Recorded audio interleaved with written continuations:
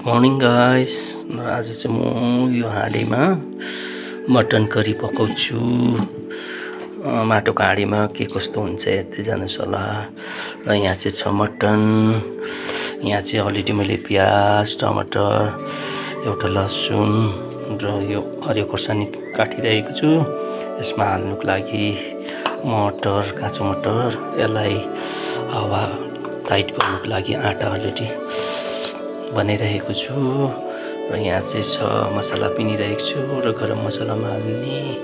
र यहाँ चाहिँ अलिकति तेल खराइरहेको छु। हेर्दै जानुहोस् यता के कसो गर्दो रहेछ। फर्स्टमा चाहिँ यहाँनिर डाइरेक्ट मटन हाल्नुपर्छ। अघि धोइसकेको छ, यहाँ हाल्यो। मटनमा हालिसकेपछि यसमा हामी हाल्छौँ प्याज,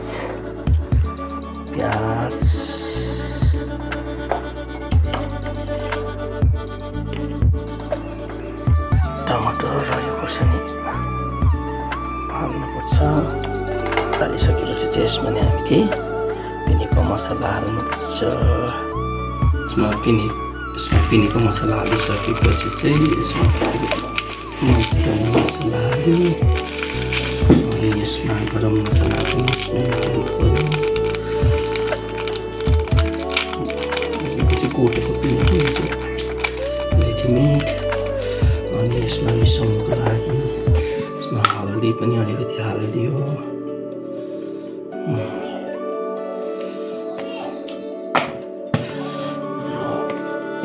यसमा नुन पनि मिसिदिएर हाल्नुपर्छ।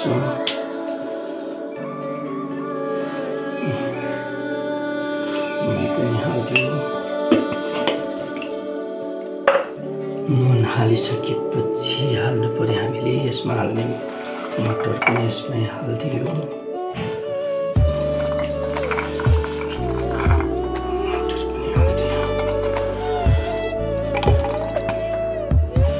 मटर पनि हाल्यो।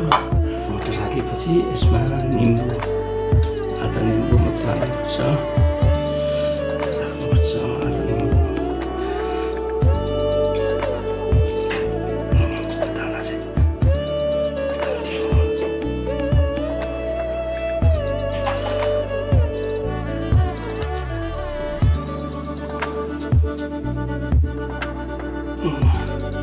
निम्बु पनि हाल्यो।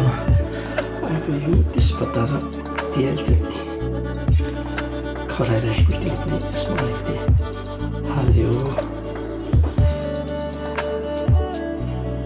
हालिसकेपछि यसलाई मजाले हातले मिलाउनुपर्छ।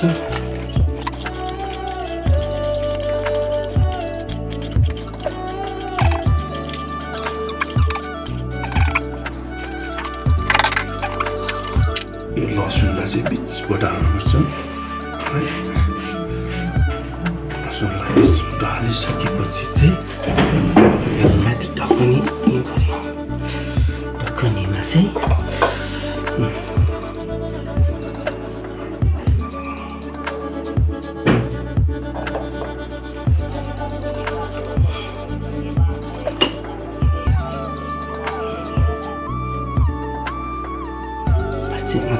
मजाले छ्याप्पै पर्छ।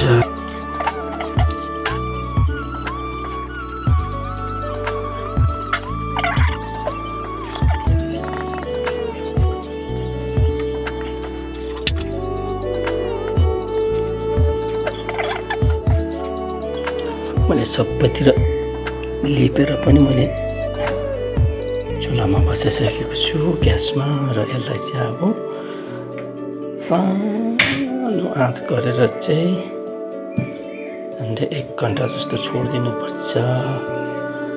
यतिको आँच चाहिँ सानो बनाउनु पर्यो, नभए त फुट्छ फेरि। ल त अब हामी 1 घन्टा बाद हेरौँ त के हुँदो रहेछ यसको रिजल्ट। ग्यास चाहिँ जानु भएन। 1 घन्टा बादमा हेरौँ है त कतिको भएछ है।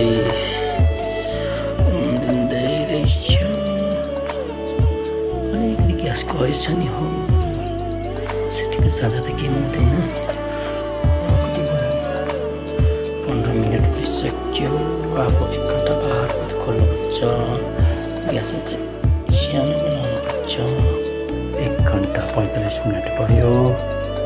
अब के कस्तो भएछ हेरौँ है त। अघि ग्यास मारिरहेको यसलाई चाहिँ निकाल्नुपर्छ।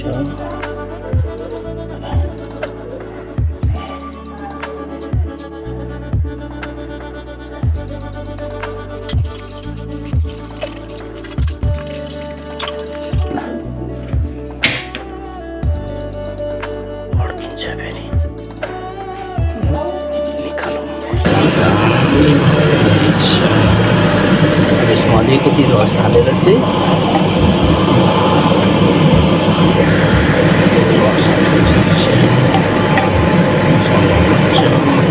राम्रो हुन्छ।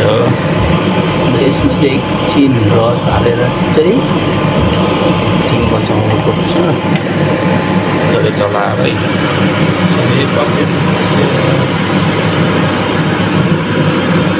प्याजको ग्रेभी बनिएको छ र यसलाई चाहिँ एकछिन उमाल्न दिनुपर्छ। तेल माथिदेखि त्यसले पाक्यो। लसुन पनि यस्तो भएको छ।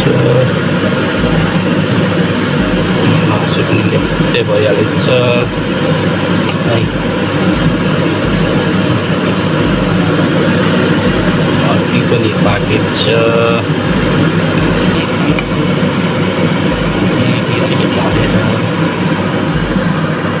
10 मिनट पनि भइगएको छ। कस्तो चाहिँ भएछ हेरौँ। अलिक ठुलो बनाएर कस्तो भएछ हाम्रो मटन।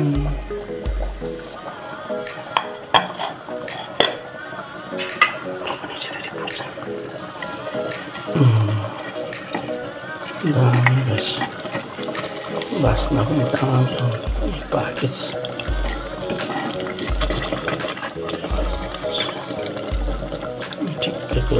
यो भयो आलु बन्दाकोपी मटरको तरकारी। यहाँ रह्यो चटनी पनि अलिकति हालौँ है। र यहाँ भयो कालो दाल पनि अलिकति हालौँ। प्लेट चाहिँ साह्रै ठुलो छ मेरो।